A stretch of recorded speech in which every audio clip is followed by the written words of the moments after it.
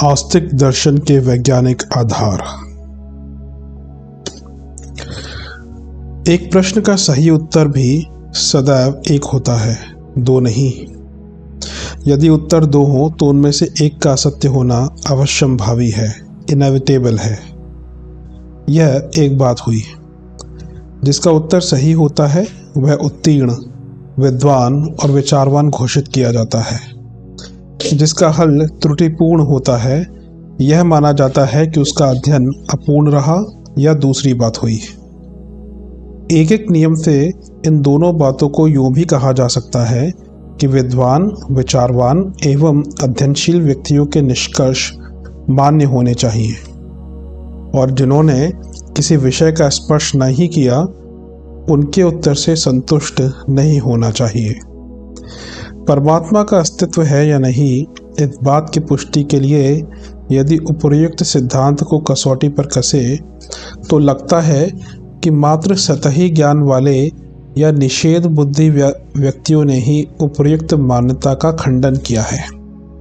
विज्ञान वेत्ताओं में अधिकांश सभी ने या तो इस संबंध में प्रायोगिक तौर पर अपनी अनभिज्ञता व्यक्त की है या फिर उन्होंने पूरी तरह ईश्वरीय सत्ता पर विश्वास व्यक्त किया है। ईश्वर की मान्यता सृष्टि का सर्वोच्च विज्ञान है और परम सत्य की खोज विज्ञान का इष्ट। अतएव वैज्ञानिकों के निष्कर्षों की उपेक्षा करने का अर्थ असत्य का समर्थन और सत्य से इनकार के अतिरिक्त और कुछ नहीं होगा। अखंड ज्योति में समय समय पर वैज्ञानिकों की वह समितियां प्रकाशित की जाती रही हैं जिनमें उन्होंने विराट के प्रति, असीम के प्रति श्रद्धावश, ज्ञान के अगाध विस्तार और मानवीय विवेक के आधार पर समर्थ सत्ता के औचित्य को स्वीकार किया है। ऐसी ही जोरदार प्रश्न एक बार अमेरिका के वैज्ञानिकों के सम्मुख वहां के बुद्धिवादियों ने उठा दिया। उस समय न्यूयॉर्क एकेडमी ऑफ साइंसेस के तत्कालीन अध्यक्ष वैज्ञानिक एम्स्क्रैशी मॉरिसन ने उसका उत्तर इतने तार्किक और व्यवस्थित ढंग से दिया कि डार्विन के सिद्धांत को मानने वालों में तहलका मच गया। ईश्वरीय अस्तित्व के प्रतिपादन में उन्होंने जो 7 मूलभूत आधार निश्चित किए हैं वे इतने सशक्त और प्राणवान हैं कि जिनसे एकाएक तो कोई पूर्वाग्रहग्रस्त नास्तिक भी इनकार नहीं कर सकता। ये 7 सिद्धांत भारतीय सिद्धांत सृष्टिकर्ता के पहला सृजनकर्ता, दूसरा पालनकर्ता और तीसरा संहारकर्ता तीनों स्वरूपों का प्रतिपादन करते हैं। यूरोप तथा एशिया के वैज्ञानिकों के समक्ष अपनी बात प्रस्तुत करते हुए मॉरिसन महोदय ने बताया कि सृष्टि संरचना पर दृष्टि दौड़ाते हैं तो ऐसा लगता है कि सारा निर्माण किसी गणितज्ञ, सूझबूझ वाले, बुद्धिमान चीफ इंजीनियर की देखरेख प्लानिंग के अंतर्गत हुआ है। सृष्टि का प्रादुर्भाव एकाएक अकस्मात दुर्घटनावश यूं ही नहीं हो गया। रेल की रेल से, मोटर से, पुल से दुर्घटना हो जाती है तो ध्वंस होता है, विनाश होता है, त्राही त्राही मचती है। जबकि संसार में अच्छी से अच्छी और उससे अच्छी प्रसन्नतादायक रचनाएं होती चली जाती हैं। ध्वंस के स्थान पर व्यवस्था दिखाई देती है। प्रसन्नता, प्रफुल्लता, उल्लास, उत्साह और प्राणों की छलकन दिखाई देती है। दुर्घटना कभी कभी होती है। आकस्मिकता का नंबर करोड़ों बार के प्रयोगों में कहीं एक बार आता है। उदाहरण के लिए 10-10 नए पैसे के 10 सिक्के लें, उन पर 1 से 10 के नंबर डाल दें। सारे सिक्कों को दोनों हथेलियों का घोंसला बनाकर देर तक हिलाएं और फिर उन्हें एक गड्डी में रख दें। यह क्रिया 100-200 बार दोहराएं तो यह संभव है कि एक नंबर का सिक्का ठीक एक नंबर पर ही आ जाए। 1000-2000 बार में एक नंबर के बाद दूसरा भी क्रम में आ सकता है। 4-5 हजार बार में संभव है 1-2-3 नंबर वाले सिक्के भी क्रम में आ जाएं। 1 से 10 तक के सभी सिक्के एक ही क्रम में आ जाएं। इस स्थिति के लिए लाखों करोड़ों नहीं, असंख्य बार यह क्रिया दोहरानी पड़ सकती है। यदि सिक्कों को आंखों से देखकर ज्ञान से उनके नंबर पढ़कर क्रमवार लगाएं तो एक से अधिक बार यह क्रिया दोहरानी नहीं पड़ेगी। प्रकृति की सृष्टि की सुव्यवस्थाएं इस बात की प्रमाण हैं कि यह सारी रचना प्रकाश में बुद्धि के द्वारा देख, सुन, समझ और निष्कर्षों को ध्यान में रखकर की गई है। सूर्य जीवन का स्रोत और प्राणी चेतना का आधार माना गया है। वह पृथ्वी से 9 करोड़ मील दूर है। उसकी सतह का तापमान 12,000 डिग्री फ़ारेनहाइट है। पहले तो यही बात स्पष्ट है कि यदि इस दूरी को थोड़ा भी कम कर दिया जाता तो पृथ्वी में इतनी भयंकर ऊर्जा होती कि ना तो वह वृक्ष वनस्पति होती और ना प्राणी जगत। जीवन के लिए जितने ताप की आवश्यकता है उतना इतनी ही दूरी में संतुलित रह सकता है। यही नहीं, कुछ ऐसी किरणें भी हैं जो इतनी दूरी पर भी विनाश कर सकती हैं। इनसे रक्षा के लिए आयनोस्फीयर के रक्षा कवच में पृथ्वी को बंद कर दिया गया है। बात इतने से भी बनती नहीं थी। यदि पृथ्वी को स्थिर रखा गया होता तब भी यहाँ इतना अधिक ताप आ जाता कि लोग भाड़ की गर्मी में भुन जाने वाले चने की तरह जलकर फुटका हो जाते। इस दृष्टि से पृथ्वी को जानबूझकर उसकी अपनी ही कक्षा में प्रति घंटे 1000 मील की गति से घुमा दिया गया, जिससे मरुतदेव गतिमान हुए और उन्होंने ताप तथा शीत का नियंत्रण प्रारंभ कर दिया।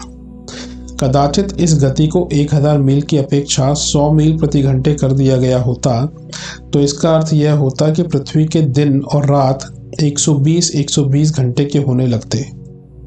12 घंटे की गर्मी और सक्रियता से थककर चकनाचूर हो जाने वाले मनुष्य को 10 गुने बड़े दिन को काटना ही कठिन पड़ जाता। ऊपर से मध्याह्न की किरणें इतनी विभत्स अग्नि वर्षा करती कि मिट्टी में भी आग लग जाती और वह स्वयं भी जलकर या तो तरल लौ की शक्ल में हो जाती या भाप बनकर उड़ जाती। रात में यही स्थिति ठीक उल्टी अर्थात हिम प्रलय जैसी होती। उस स्थिति में जीवन की कल्पना करना ही कठिन होता है। जो बात सूर्य की दूरी से ऋतु नियंत्रण पर लागू होती है वही चंद्रमा की दूरी पर समुद्र के नियंत्रण पर। इस दूरी में थोड़ा भी अंतर पड़ने से चंद्रमा ही पृथ्वी को नष्ट भ्रष्ट कर डालता। उस बड़े इंजीनियर का रेखागणित ज्ञान तो उस समय आश्चर्यचकित कर देता है जब पता चलता है कि पृथ्वी अपनी ही कक्ष में 23 डिग्री पर झुकी हुई है। यदि ऐसा ना होता तो महासागरों का सारा जल वाष्प विभक्त होकर कुछ उत्तरी ध्रुव में भाग में चला जाता, कुछ दक्षिणी ध्रुव में। फिर ना ये सुहावने बादल आते, ना रिमझिम वर्षा होती, ना झरनों की झरझर और ना नदियों की कलकल। पौधों का बढ़ना, फूलना, फलना आदि सारी शोभा विनाश के गर्त में डूब जाती। पृथ्वी कुल 10 फीट मोटी होती तो जीव जगत के लिए ऑक्सीजन ही संभव ना होती। समुद्र 10 फीट गहरा होता तो कार्बन डाइऑक्साइड और ऑक्सीजन का संतुलन ही ना बैठता। वायुमंडल विरल होता तो तारों का उल्कापात इस तरह होता मानो किसी बगीचे में आम टपकते हों। सारी धरती लहूलुहान होती। सौंदर्य नाम की तो यहाँ कोई सत्ता भी नहीं होती। अपना दूसरा तर्क प्रस्तुत करते हुए डॉक्टर मॉरिसन ने बताया कि जिन दिनों डार्विन विकासवाद का सिद्धांत प्रतिपादित करने में जुटे थे उन दिनों प्रोटोप्लाज्म या सेल विज्ञान का प्रादुर्भाव नहीं हो पाया था। इस विज्ञान से जीवन का सूक्ष्मतम स्वरूप आया और यह सिद्ध हो गया कि कोशिका उसी तरह सार का एक ब्रह्मांड है जैसा हमारा ब्राह्म्य दृश्य ब्रह्मांड। उसमें से नाभिक की इच्छा से प्लाज्मा की हलचल होती है। स्वयं साइटोप्लाज्मा से नाभिक नहीं बनता। इसे यूँ समझ सकते हैं कि दृश्य प्रकृति का निर्माण सूर्य करता है। इस दृश्य प्रकृति ने सूर्य का निर्माण नहीं किया। यह चेतना ही जीवन है और भार न होने पर भी इतनी शक्तिशाली है कि पौधे में अभिव्यक्त होती है तो चट्टान को फोड़कर ऊपर आ जाती है। इतनी बड़ी कलाकार है कि फूलों में तरह तरह के रंग भरती रहती है। प्रत्येक जीव को समूह गान की प्रेरणा देकर उसने अपने आप को महान संगीतज्ञ और प्रत्येक फूल में अलग अलग तरह की गंध भरकर उसने अपना महान केमिस्ट्री स्वरूप ही दर्शाया है। बाजार में किसी खिलौने वाली दुकान में जाते हैं तो झांझ बजाने वाली गुड़िया, नाच दिखाने और ढपली बजाने वाले बंदर, दौड़ने वाले घोड़े, तेज गति से दौड़ने वाली बसें, रेलें, हेलीकॉप्टर, तरह तरह के खिलौने देखकर मन प्रसन्न हो उठता है। सामान्य दृष्टि में ये खिलौने चाबी भर देने से चलने वाले होते हैं, पर विचारशील व्यक्ति इसे इंजीनियरिंग बुद्धि का कौशल मानते और उन कारीगरों की प्रशंसा करते हैं जिन्होंने उनके भीतर इस तरह की मशीनरी का निर्माण कर दिया जिससे निर्जीव घोड़े और प्लास्टिक के बने बंदर भी सजीव से गति करते दिखाई देने लगते हैं। सृष्टि में दृष्टि दौड़ाएं तो लगता है यहाँ भी एक विलक्षण इंजीनियरिंग कमाल भरा हुआ है। खिलौनों को मशीन की तुलना प्रकृति के नन्हे नन्हे जीव जंतुओं से लेकर विशालकाय पशुओं तक की अंतः प्रवृत्तियों से की जाती है। इनमें मनुष्यों की तरह की विचार शक्ति नहीं होती, लिखने पढ़ने या गूढ़ विषयों को सोचने समझने की भी सामर्थ्य नहीं होती, पर जिस तरह चाबी भरे हुए खिलौने वैसी ही गति करने लगते हैं जैसे उनके मूल उपमान करते हैं, तो ये विश्वास न करने का कोई कारण शेष नहीं रह जाता कि सृष्टि का कोई नियंता नहीं है। अंतः प्रवृत्तियों का यह इतिहास इतना अचरज भरा है कि उसमें सिवाय सृष्टि सृजयिता के सर्वज्ञ, सर्वकुशल और सर्वशक्तिमान होने के अतिरिक्त दूसरी बात ही मस्तिष्क में नहीं आती। अस्तित्व में ना होने की बात तो बिल्कुल ही गले नहीं उतरती। सोलोमन मछली वर्षों तक समुद्र में रहती है और जब कभी अपने जन्म स्थान की याद करती है तो समुद्र से चलकर अनेक बड़ी नदियों, सहायक नदियों की यात्रा करती हुई ठीक उसी स्थान पर पहुंच जाती है जहां उसका जन्म हुआ था। यदि उसे विपरीत दिशा में मोड़ने का प्रयत्न भी किया जाए या धोखा देने का प्रयास किया जाए तो भी उसे बहकाया नहीं जा सकता। वह फिर कर लौटेगी अपने सही स्थान को पता कर कर। टिड्डियां किसी उपयुक्त स्थान पर अंडे देकर उड़ जाती हैं। पीछे बिना अभिभावकों की देखरेख में अंडों से बच्चे निकल आते हैं एवं अपने पूर्वजों के पीछे पीछे यात्रा पर उसी दिशा में चल पड़ते हैं और कुछ समय पश्चात अपने पितरों से जा मिलते हैं। प्रवासी पक्षी एक ऋतु कहीं गुजारते हैं, दूसरी के लिए कठिन यात्राएं करके ठीक उसी स्थान पर जहां पहुंचते हैं जहां उनके वंशधर आते जाते रहे हैं। ये सारे कार्य अंतः प्रवृत्ति के सहारे चलते हैं। ये प्रवृत्तियां और कुछ नहीं, वह चाबियां हैं जो नियंता ने उनमें पहले से भरकर छोड़ दी हैं। ईल मछली इस तरह का सर्वाधिक आश्चर्यजनक उदाहरण है। दुनिया भर की सभी ईलें, चाहे वे ग्रेट बियर की हो या कश्मीर की या डल झील की, अंडे बच्चे वे अटलांटिक के बरमूडा क्षेत्र में, जहां समुद्र संसार में सबसे गहरा है, वहीं देती हैं।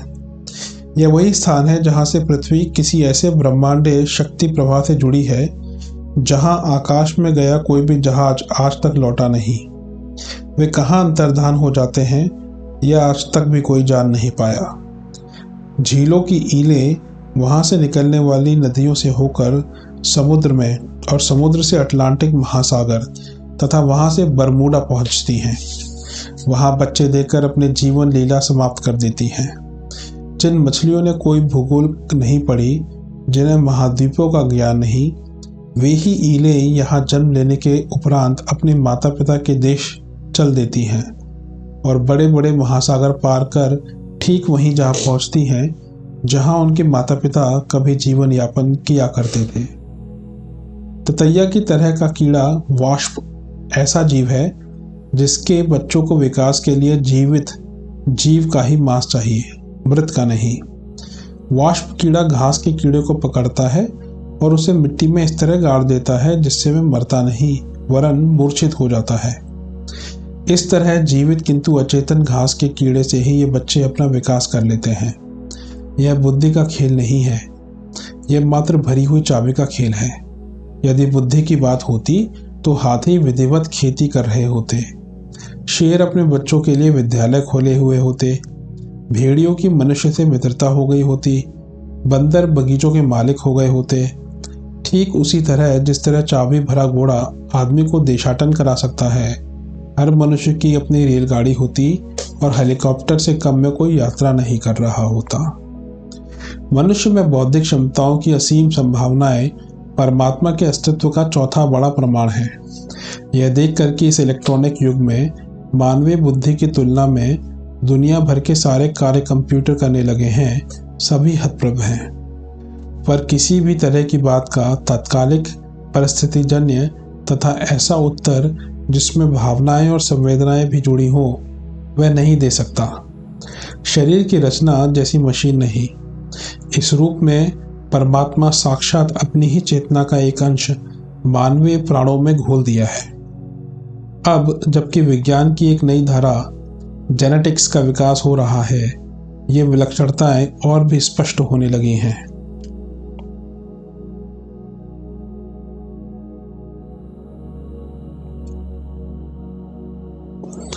उंगली के एक छोटे से पोर में ही 2000 मिलियन विचित्रताएं और शक्तियां गुणसूत्र रूप में सन्निहित पाई गई हैं। इसका अर्थ यह हुआ कि मनुष्य के शरीर में सारा ब्रह्मांड उसी तरह समाया हुआ है जिस तरह एक नन्हे बीज में वृक्ष की सारी संभावनाएं विद्यमान रहती है। यदि छोटे से पिंड में दो आकृतियां अर्थात एक जड़ प्रकृति, दूसरी चेतन की दो शक्तियां कार्यरत हैं, उसी तरह ब्रह्मांड में भी उस संभावना से इनकार नहीं किया जा सकता। यह समष्टि चेतना ही परमात्मा हो सकती है। यदि ये दो तत्व भिन्न ना होते तो मृत्यु के बाद भी शरीर के सभी आवश्यक तत्व विद्यमान रहने पर मनुष्य की चेतना का लोप नहीं हो जाता। प्रकृति अपने आप में अत्यंत समर्थ सत्ता है, पर जीव के उत्पादन की क्षमता उसमें नहीं है। यदि मनुष्य कर ले तो उसे भी चेतन अंश की क्रिया अनुसंधान कहा जा सकता है। आध्यात्म की परमात्मा की कल्पना अपने आप में एक महान शोध है। यह कल्पना नहीं, बुद्धि का गणितीय निर्णय है। इसमें भले ही अंक प्रयुक्त ना हुए हों, पर बुद्धि की दौड़ उससे भी बहुत अधिक उत्कृष्ट स्तर पर हुई है। अज्ञात की कल्पना ना कर सके तो इसका यह अर्थ नहीं कि अज्ञात होता ही नहीं। यह बात हमारे जीवन व्यवहार में प्रतिदिन देखने को मिलती रहती है। इस तरह मानवीय भावनाओं ने जिस समर्थ सत्ता का स्पर्श अनुभूति के रूप में किया और उसके प्रति श्रद्धा के सतोगुणी सत्परिणाम प्राप्त किए, उसे यूं ही झुठला देना व्यक्ति विशेष के तात्कालिक संतोष का कारण हो सकता है, किंतु उससे ना तो उसका, ना समाज और ना विश्व का हित हो सकता है। आज की समस्याओं का एकमात्र आधार यह अनास्था ही है। इसे दूर किया जा सके तो मानवीय गरिमा अत्यंत समर्थ, समृद्ध और समुन्नत रूप में चरितार्थ हो सकती है। गणितीय आधार पर ही नहीं, वस्तुपरक दृष्टि से भी ईश्वर का अस्तित्व संसिद्ध है। यह तो हुई एक मानी हुई बात कि ये सभी वस्तुएं जो प्रत्यक्ष दिखाई नहीं देती अस्तित्वहीन नहीं हैं। उदाहरण के लिए हवा को किसने देखा? आकाश का अनुभव किस प्रकार का होता है? ये दोनों तत्व दृष्टि और प्रत्यक्ष अनुभव में नहीं आते, फिर भी इनका अस्तित्व है। ईश्वर के अस्तित्व को केवल इसी आधार पर अस्वीकारा जाता है कि उसका कोई अनुभव नहीं होता। विज्ञान की ओर से भी ईश्वर का अनस्तित्व सिद्ध करने के लिए ढेरों तर्क दिए जाते हैं, परंतु अब विज्ञान को भी अपनी मान्यताएं बदलनी पड़ रही हैं। विज्ञान क्या है? प्रकृति के रहस्यों को समझने और उनसे लाभ उठाने के लिए की जाने वाली गवेषणा तथा प्रयोग। प्रत्यक्षवादी मान्यताओं के प्रति आग्रहशील रहने के कारण ही विज्ञान अपनी हठवादिता पर दृढ़ रहा है। लेकिन जैसे जैसे प्रकृति के रहस्यों में गहरा उतरा जाने लगा, वैसे वैसे अब विज्ञान को सृष्टि के नियामक, नियंत्रण कर्त्री चेतन सत्ता का अस्तित्व स्वीकार करने के लिए बाध्य सा होना पड़ रहा है।